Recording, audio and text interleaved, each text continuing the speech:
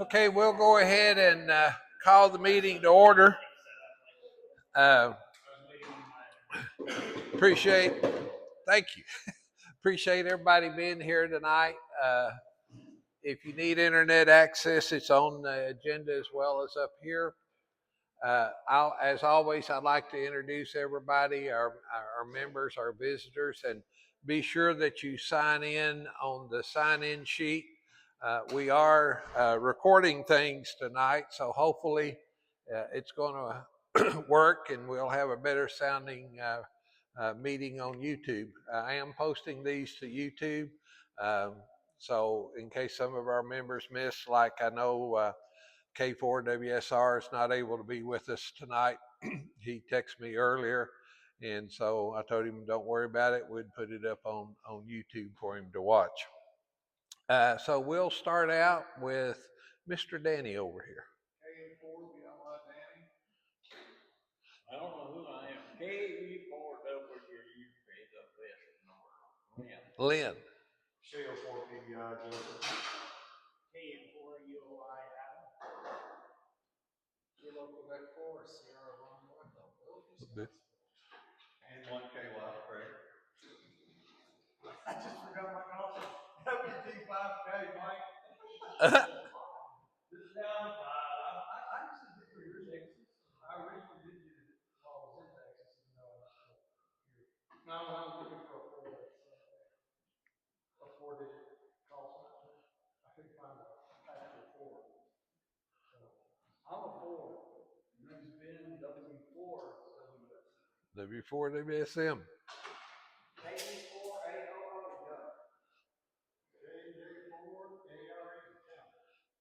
Kilo Zulu 4 Lima Charlie, Josh. KQ4 KQM, Charles. As of this morning, it's K4WAS, Wes. Oh. Just had an enemy go through, so. Yeah. And yeah. At least give your name. You don't have to call sign yet. Alex, okay. And then back in the corner there. Tim Goble, KQ4 KSY. Dalton, KQ4 OQL. Bailey. Kilo Romeo 4 Bravo Bravo Zulu Hotel. Zulu Hotel. She got her first DX contact at our POTA this past weekend. She made 51 contacts in the 10-meter band. She was burning it up. So thank you all for being here tonight. Really appreciate you all coming out for our meeting. And this is my motto. If you talk to me at all, you're going to find out that I'm going to say that ham radio is a hobby of 1,000 hobbies. There's something of interest to anyone that wants to get into it. So, talk a little bit about our repeater cleanup. We had a very good time at. I guess it was a good time. It was kind of hard work. It wasn't too bad weather-wise that day. We cleaned up that much stuff out of that repeater or the tower area that's fenced off there. Bill cut a tree out of the fence. Trent was there. Adam, Tim. There were several of us here. Josh was out there somewhere. And Trent came, and Megan and Knox were with us as well. We had a good breakfast that morning. Here's some more pictures. We actually started out, Tim was going to haul all the trash and stuff out of the repeater cleanup, and then we realized we couldn't fit it all in the truck, so I went home and got the trailer and came back, and we transferred it out of Tim's truck over into my trailer and hauled it out of there. And here's a good picture of how clean it was and how hard everybody worked. And there's another, that's all of it on my trailer, and that's some of the crew. And another shot of the repeater site, or the tower site, I should say, how clean it looked. Then this past weekend, so we've had a busy month. We went to Rough River Dam State Park up where is that? It's up past Caneyville. You can't miss it. You go straight up 185. It runs into 79. And we set up there. We rented the gazebo. I really like this park as opposed to Barren River because it's got all this flat area for the gazebos. That is over here. This picture's over in this area. You can see Adam was setting it up. But there's lots of area here where you can go and set up and not interfere with each other. I had my station, I brought a pop-up tent set up way over here. And so it gives you opportunity if, again, for us, if we want to do a POTA event, we could go up there and we can scatter out. We don't necessarily have to rent this, but we just did for that day, for Saturday, just to have a place to operate from. And here's some more shots of the antennas and radios that folks got. Uh, so you can see this is what the covered area looks like under there. Again, you can see all of the space that you can spread out with. We had one of our hams climbed a tree, and we caught that on picture.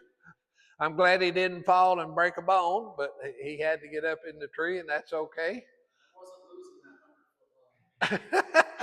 So anyway, I don't blame you. I don't blame you. So Adam, do you need to? Pardon? That's a tower I've been building. It's one of three that I'm going to build for a horizontal television.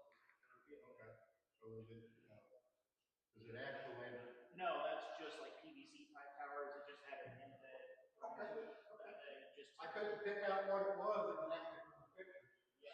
Yeah. I get some pictures of it, like unassembled and everything, so I can show you. 3D printed. Is that a military setting in it? Yes, that belongs to the gentleman back there, Josh. I used one of those many years ago. So that belongs to Josh back there. So, all right. So next is we're going to talk about Winter Field Day tonight. I'm going to turn it over to Adam. Do you have a PowerPoint you want to hook up? Yeah, I've got it right here. Okay. Let me just disconnect. You have USB-C on yours? HDMI. HDMI? Okay. There you go. Alrighty. Try not to drop the little laptop.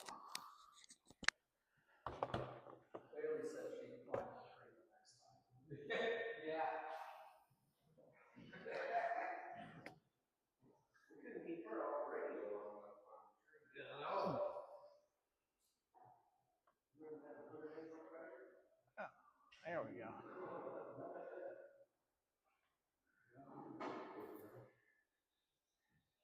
All right. So, looking at the rules for Winter Field Day 2026, most everything is exactly the same as it's been the last few years. So I'm only covering the big changes this year. Okay. So, according to the 2026 rules, several objectives have been added. That several is subjective. Alternative power objective has changed, and 12-band objective has been added. Let's see.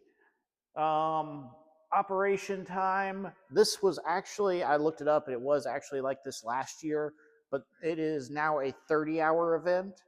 I think last year we broke down around 10 o'clock on Sunday morning, but most of us were just exhausted.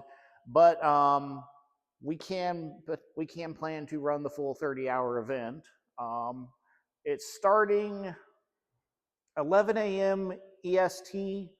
I'm getting some mixed messages trying to convert that online. I don't know if daylight savings time is messing with it or not, but I believe according to the rules, it should start at 10 a.m. on January 24th and end at 3:59 p.m. on Sunday the 25th. So let's see. So the major thing this year, and last year they forbid specifically FT8 and FT4. This year they are forbidding all the quote-unquote WSJT modes. That's not forbidding the program, because the program still has other modes that it can run, but it is specifically forbidding FST4, FT4, FT8, JT4, etc., etc. Whisper, Echo. So things like JS8 call are still allowed. PSK31, RIDI, the other digital modes are all still allowed. It's just these specific ones right here. These are basically the ones that have prepackaged messages that say like this, like call sign, grid square, copy. The reason for this is they want to be able to transmit emergency information, not just I'm here, we're both here, okay, kind of thing. Let's see. Changes to the objective. So where it says that there have been several changes to the objectives this year, I think it's a little unfair to really say several, or where it says they've added several objectives, I think that's a little unfair. What they did, they added one new objective, and then I think somebody got a little pedantic last year and realized that if you didn't do anything except sit at home and run one band on single sideband, you basically get no objective multiplier. And most sane people would say, oh, okay, my score is just my score. But if you followed the rules specifically, it would essentially be because this is how your score is totaled by multiplying the objective multiplier. If you got 0 objective multipliers, you'd get 0 points.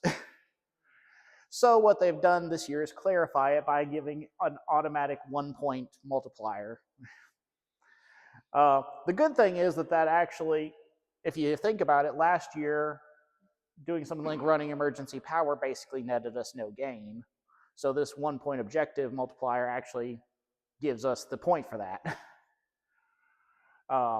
So that's where they're saying they added several objectives. The only other major one that they added was operating 12 bands, but unless a lot of people are holding out a bunch of microwave equipment that nobody knows about, I don't think it's going to affect us. The major change that's really going to affect our field day comes with the alternative power bonus. And this one says you can run any combination of generators, batteries, solar power, wind power, whatever. As long as you're not using commercial power, you get the bonus. The big change this year is winter field day stations should run all station equipment, including all laptops and accessories, on alternative power. Before, logging computers were allowed to run on commercial power, and computers that were running digital modes had to be running on alternative power. Now it's all computers have to be running on emergency power. So that's adding quite a bit of power draw to all of our station requirements. Luckily, lights and HVAC are not included. So we don't have to worry about running the air conditioner here on emergency power. If you're running your laptop on its built-in battery, you're not. Yeah, so the way that they didn't specify it in this year's rules, but how they've always had it before is batteries can be charged before the event on grid power, and then once the event starts until it ends, you have to only use emergency power. So we can run a generator out there to recharge the laptops and do whatever, or recharge them through solar. I'm looking at powering the laptops that I have off of USB-C and just running them off the battery packs direct, running them off like the 100 amp hour batteries that we have for the stations directly. I'm going to see how much power that draws, see if it's feasible or not.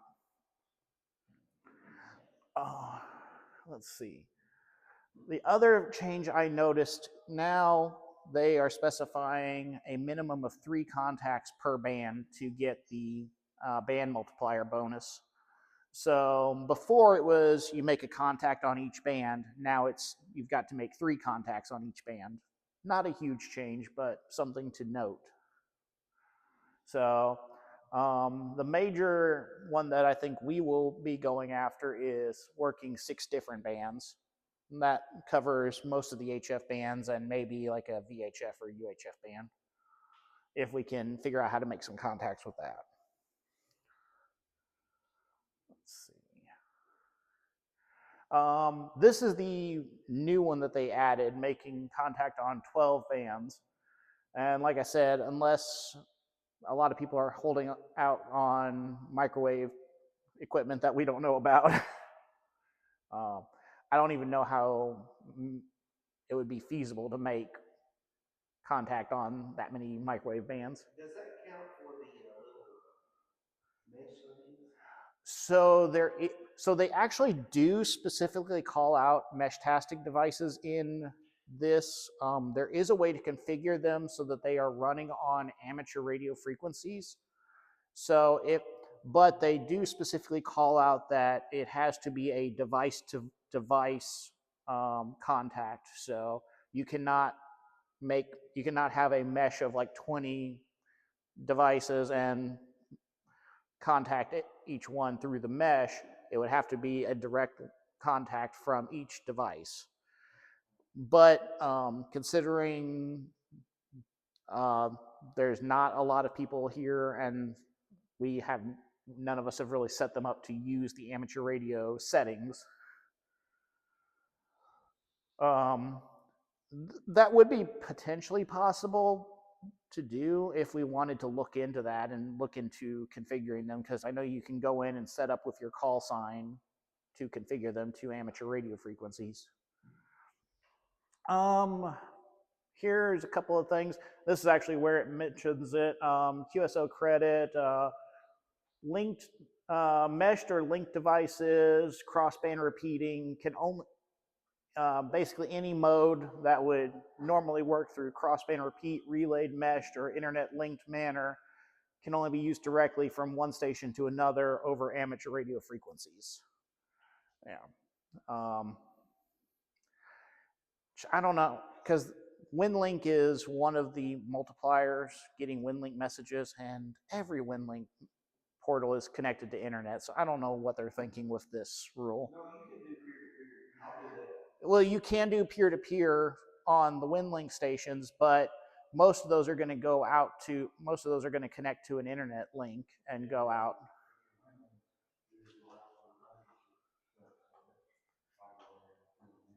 Yeah.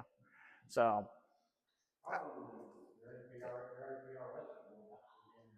exactly, APRS and WinLink are typically, get to a digipeater that is connected to the internet, and then it goes out there. So, I mean, I know they can be done peer-to-peer exclusively, and that's what they are kind of saying with this update for the rules, is that they only want you to basically email or do WinLink directly to another station, which is very improbable in all honesty. I know, Josh, I put this one in there specifically for you. The satellite QSOs. So this one, basically, we do not have to do the full field day response. It's just basic QSO, like, hey, I'm there, I'm at this grid square, cool. And the satellite QSO does not count as part of the voice contacts. It's a separate entity. Let's see. I believe that's everything. Yes, that is the end of this. Like I said, I was really only covering the major changes to the rules. Things, because we've done field day plenty of times. Everybody's been a part of it, and the rules are pretty much the same as summer field day as well, aside from a couple of little intricacies here and there. So I didn't really think everybody wanted me to go through every single rule again because we pretty much covered it all. But I think that pretty much covers everything. And like I said, yeah, I can. There's not really. I mean, I can. I have no problem sending it to Frank to put up on the website. There's not really, aside from the change for the power and the a couple of small clarifications on the rules. There's not really much that's changed since last year. Can I, as a newbie, get an ELI file on what field days entails?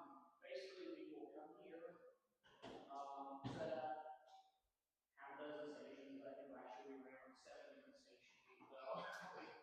Pretty gnarly. Yeah. Set up a bunch of antennas out around the area, and it is a 24-hour contest to see, not a contest, to see how many contacts we can make across the United States. Okay, cool.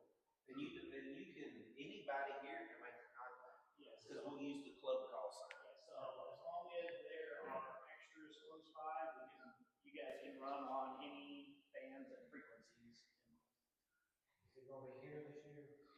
Yeah. It will be here. Yes, Winterfield Day will be here this year. Uh, at first, it wasn't going to be when I reserved the dates out, but the person that had reserved it and got it canceled. So now we have it again. So, and the dates again are January. I'm going to double check with Miss Turner, but I'm almost certain we do have it for that time. Bill, you have a question? This is just coming from the way my brain is wired. Are we allowed to set antennas up before the official start of the event? Okay, so I didn't cover that, but yes, we can actually start setting up Friday at 11 or 10 a.m. I think it's 24 hours before the event. So anytime after Friday at 10 a.m. we can technically start, but most everybody's going to get here Saturday morning. I think there's a limited, like we could only have like 2 hours, 3 or 4 hours in that 24-hour span that they're supposed to set up. But I don't mean to be contrary, but I felt during summer field day we wasted a ton of time screwing around setting up antennas and stuff like that. And I'm all for organization, maybe just because that's the way my professional life is wired. And we've also been discussing last year for Winterfield Day during December, no meeting, PD meeting. After we finished that, we did a quick dry run of field day, so we will probably be doing that again this year. Basically, we can kind of get an idea of where the antennas will go and who's going to set up what and everything, so we can kind of have a dry run about a month ahead of time. are there any bonuses? Maybe not the right word. Is there any form of bonus for operating outside as opposed to inside? No. Okay. No point bonuses. I mean, we'd be in a different category, but no point bonuses. So you freeze at your own expense. Yes. Yeah. We froze. Yes, we froze. We definitely froze. 40-mile-an-hour winds. 40-mile-an-hour winds. Hmm? Rain. Yeah. That's dedication. We moved out there. Is there a governmental multiplier? No, not for this. Not for this one. No government visits or anything. Is there not one for the section manager? No. There used to be one for the section manager. It's under a new entity now. Yeah, I knew there was going on. Here, I can show you the. Okay. One of the things I'm hearing here is it's all about emergency communications. Well, do we actually have a ham operator who was at whatever the emergency facility is in Warren County that could receive traffic and And that's before they were supposed to change all that when this new place was bought.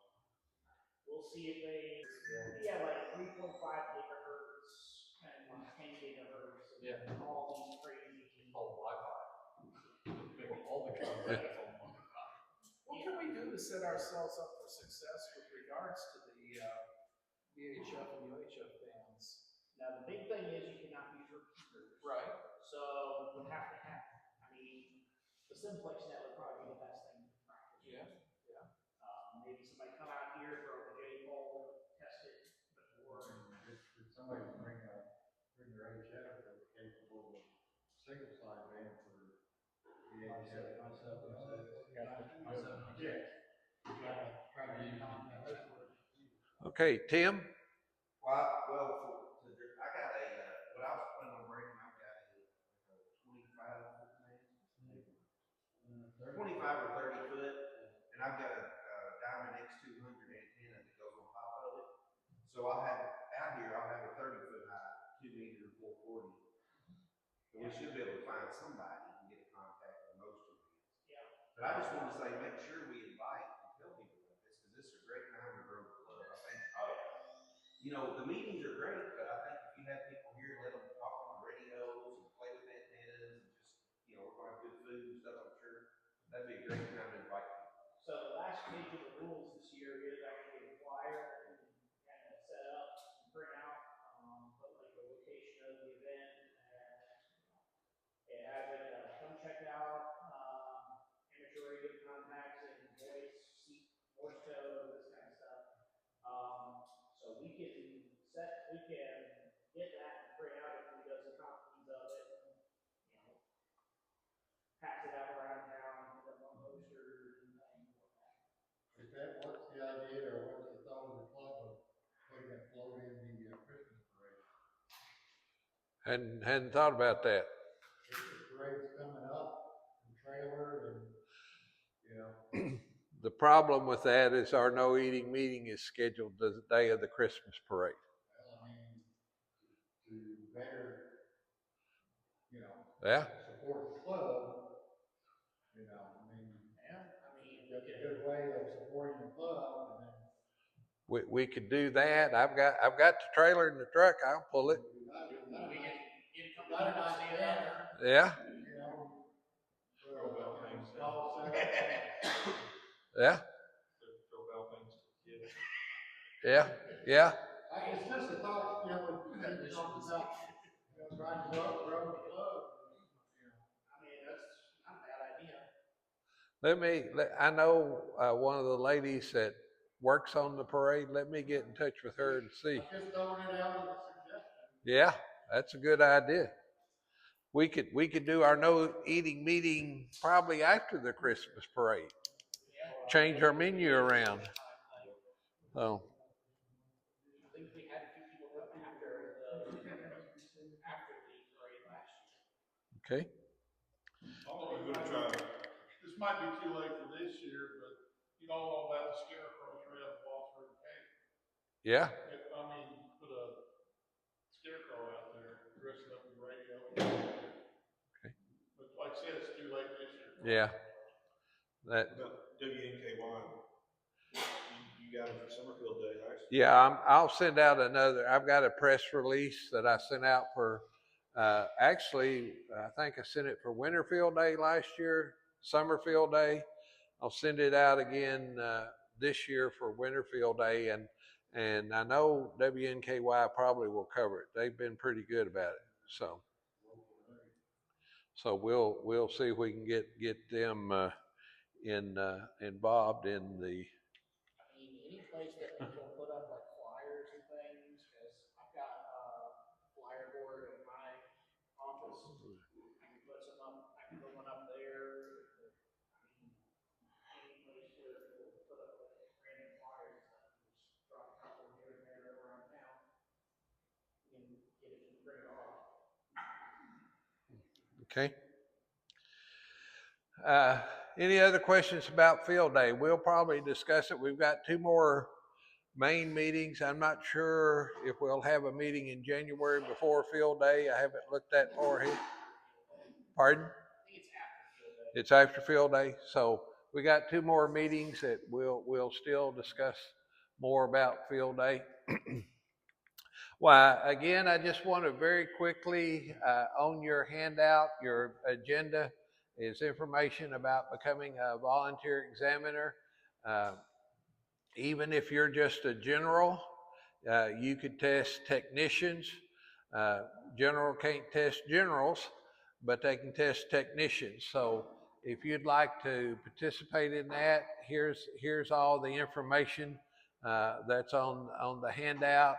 Um, and if you put this link in, it's going to bring up how many sessions I've done. I'm a VE and I've been doing remote uh, VE sessions with a group out of Washington State. And it's very interesting to do online, but I still think there's a need for in-person um, testing. And I'd like to see us get into that at some point. I know we have Western Kentucky DX does that, and I don't want to take away from them, but the more the merrier, the way I see about it. So. And then examtools.org is the online testing. If you go to ARRL's website, they're going to tell you we're not doing paper uh, copies anymore of tests. They're moving to exam tools. You know, you can go there and print off paper copies if you want, but they're not going to be sending out all the paperwork and stuff like they used to. And literally with exam tools, the exam sessions that I've participated in, it takes, if you've studied and know your material, you go take your test, it takes probably at most 18 minutes, and that's from start to when you pass the test and you get your certificate of successful completion in an email to you already signed. So that's how fast that it can be done. Hamstudy.org is a partner to this or a sister website. The same guy developed both. He developed exam tools and he developed Ham Study. And if you've ever studied for one of the tests and you go through this, it's both of them are very close in design. And so it really, I know Simpson County uses exam tools and laptops when they're testing, and that's how I got my extra. Is I studied for the extra on hamstudy.org. Then I went down to one of their testing sessions. They set me down in front of a laptop, and I answered my questions, and I walked out with my paperwork. And by Monday, this was on Saturday, and by Monday, I checked the FCC database and it showed that I was an extra. So that it's very fast and efficient. So I would like, I'd like to have some folks become volunteer examiners. I think it'd just be a good part for our club. Want to give you a report about the technician class that I'm doing online. If you know somebody that's interested in being a ham operator, please give them my email address. It's on the agenda there. Please give them that. I'm by no means an expert. I'm just a guy that's trying to help folks get their ham license. I am using material that's free on the FCC, not the FCC, the ARRL website, the teaching materials that covers all the questions. I've got them in PowerPoints. And so my first class was last night. I covered 2 modules, and I had 1 student and 3 hams that set in, which was great. Two of the hams told me, said, "Can I sit in on that? I'm just a little rusty." And I think both of them are generals. And they just wanted to sit in, and the class lasted about an hour and hour and 45 minutes. And they hung with me, and as I told somebody here, nobody fell asleep, I don't think. I didn't hear any snoring, so I thought that was good. I'm using Zoom, and I recorded it, and so it's on YouTube. It's on our Kentucky Colonel's YouTube page if you want to go take a look at it. Uh, again, I'm not the expert. I'm just trying to help folks get their license. Want to remind folks that the Western Kentucky DX Association, here's a link. They're hosting their first ever DX workshop. I just copied this off of their webpage. It's coming up on October the 4th. It'll be from 9 a.m. to 4 p.m. at the Bowling Green Library, the Bob Kirby branch out in front of Greenwood High School. I know several folks have told me that they're going, but I wanted to make sure everybody was aware of that event. I believe the cost is $15. It's $15. So if you're interested in doing DX, this is a good workshop for you to go to. I think it's up to about 40 people signed up. Is there a limit? Are they? I don't know. I don't think we have a specific limit, but it's up to about 40. Okay. It looks like it's going to be a good turn. All right. So so it's up to about 40 people. So it's going to be a good event. It lasts from 9 to 4 that day. So if you can attend, I encourage you to go. Next is new business. I forgot to put on here, we have 2 board members that are up, and I've asked the old board members that are up if they continue to serve, and they said they would. That's Robert Gilbert and Lynn Norris. They said they'd still be on the board. But we're supposed to take nominations tonight for president, vice president, and secretary treasurer, and then we vote on that in October, according to the bylaws. So I guess I'll start with secretary treasurer. Do I have any? Make a motion for officers stay the same. All right. Second. Second, third. All right. We have all discussed, and we have agreed that we would serve again. But I just want to throw it out. If anybody wants to run, we'll nominate Pat Stewart. All right. President. All right. Well, we'll take a formal vote in October on that, and appreciate you all, your faith in us. Really appreciate the support I get from this group. You need 2 board members. You and no, we've got 2. They don't expire till next year. We've got Joseph and Ben. Yeah, it's every other year.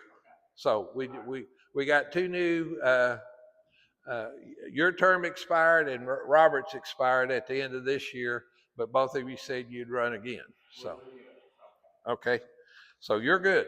You're good.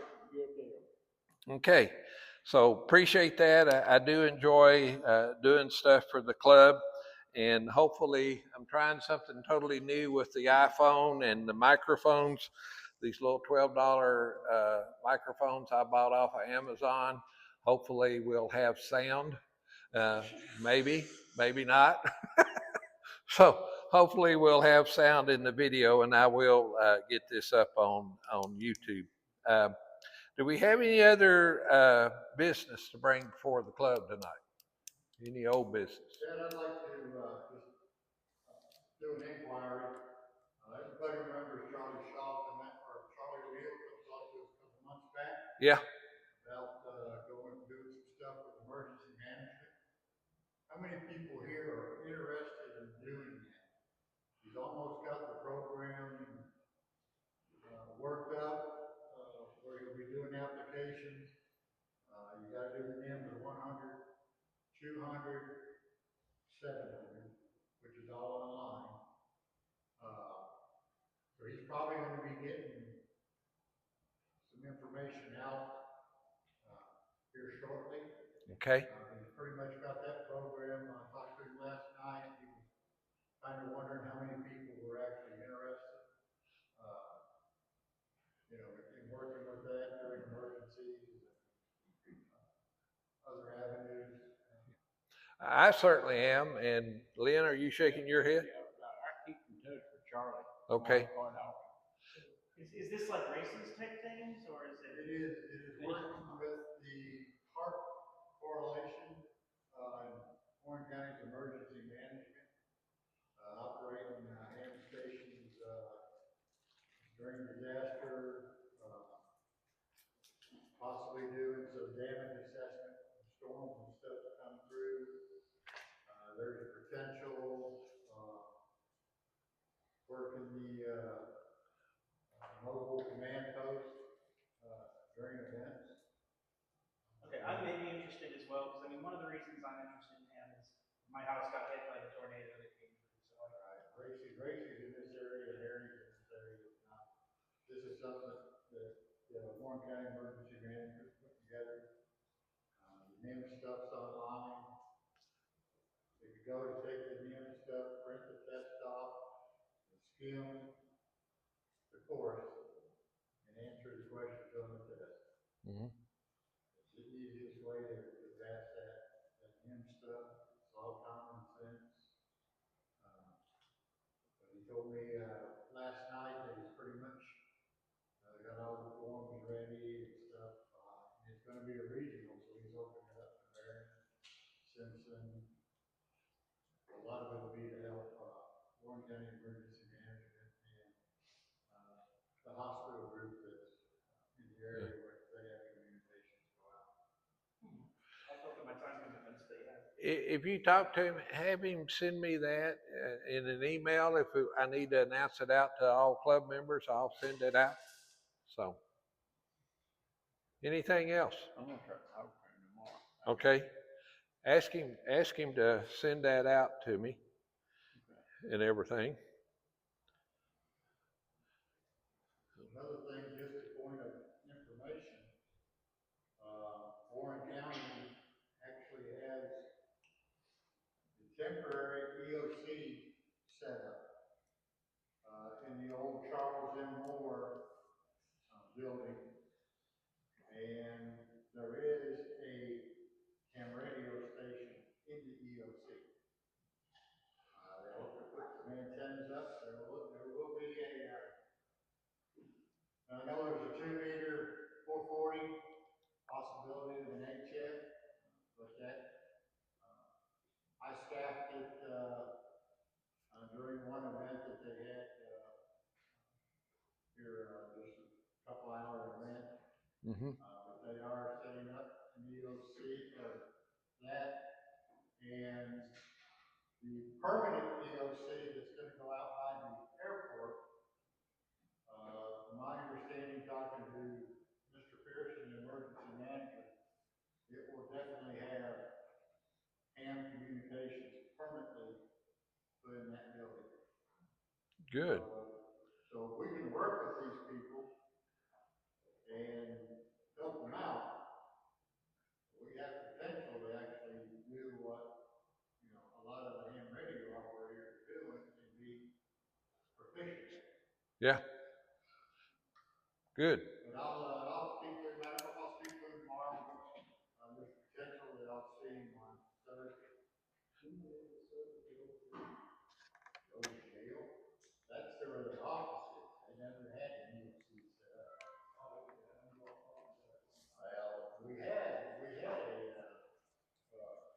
set up in the old jail, but nobody ever could get in to use it. And now they finally, since Charlie's come on board, they have to change their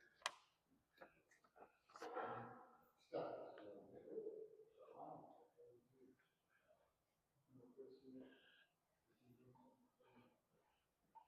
Yeah, he's a deputy director. Yeah, he got hired with 18. All right, it's time for door prizes, and I'm very appreciative that I'm also part of Service One Credit Union. I'm a volunteer there. I'm not a paid salesman or anything for them. I serve on their board. It's a nonprofit, but they've come through. I asked them, somebody said something about, can we get a banner? And I said, let me ask marketing at credit union. And so they did this for me, and I'm the one that suggested that they put their logo on it since they foot the bill. So That didn't cost us anything, all the door prizes that they give.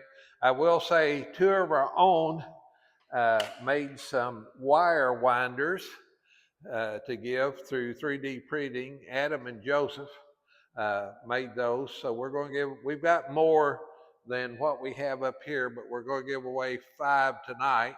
And we're talking about at some point now that for a club fundraiser that we can make the wire winders with your call sign on them. So we're looking at that. I'm going to let them figure that out. So we've got that. We've got coffee mugs.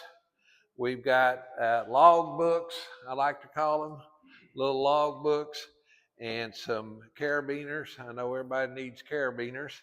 And so that's probably what we'll give away. I'm going to give Lynn one of these. It's a makeup thing, and it's a mirror, and not makeup, but it's a mirror and a comb. So I think Lynn's like me. He needs one. So anyway. Well, see, there's a good part about that, Patty.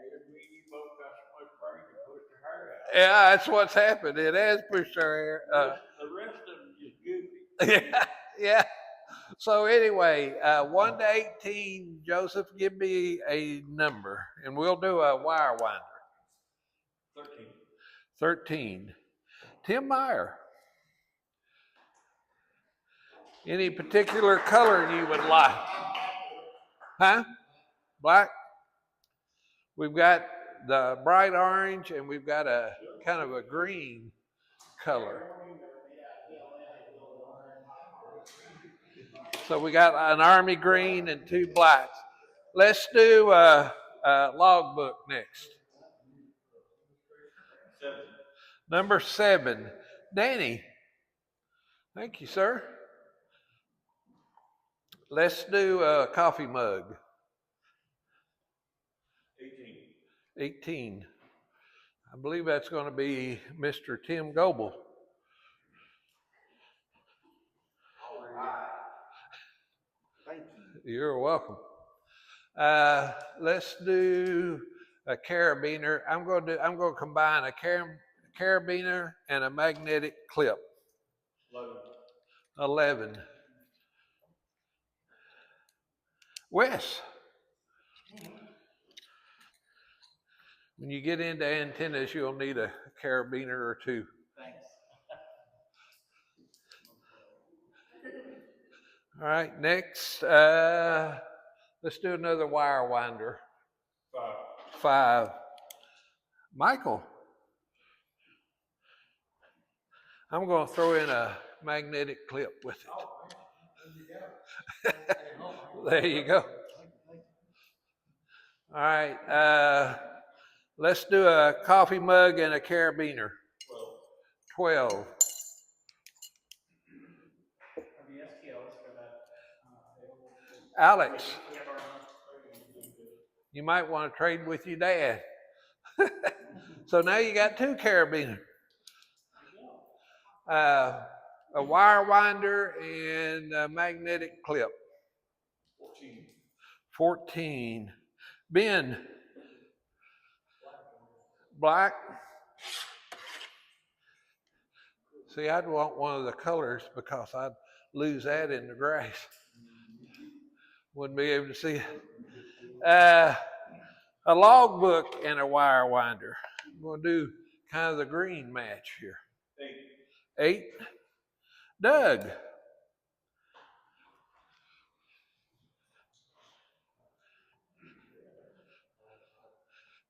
There you go. Another coffee mug and carabiner. 11. Oh, we've already done 11. 12.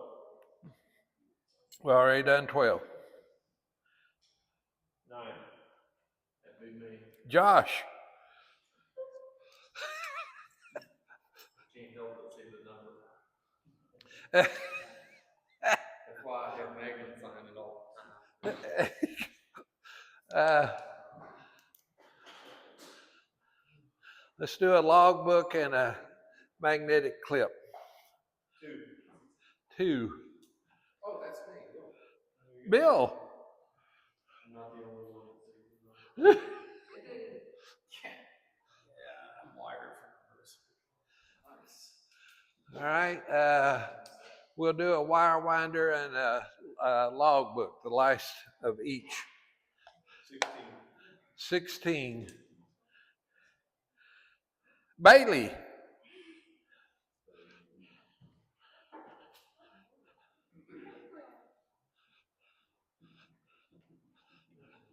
All right.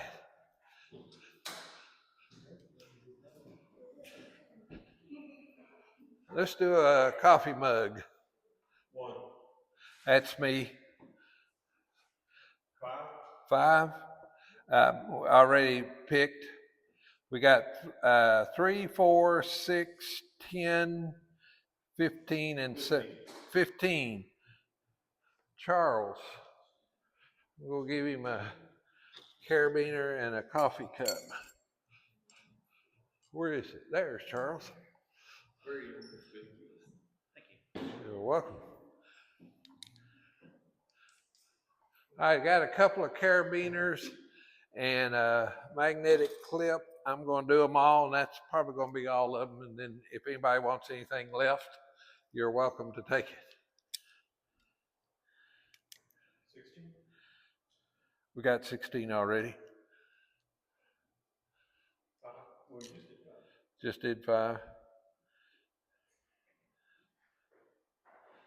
3. That's you. Okay. We got 4, 6, 10, 17. 7. All right, Dalton. Here you go. All right. Thank you all for being here tonight. If you would put up all the tables but the 6 here and the chairs, and I'll get that table up there. But if anybody needs sunglasses or a comb, you're welcome to take it.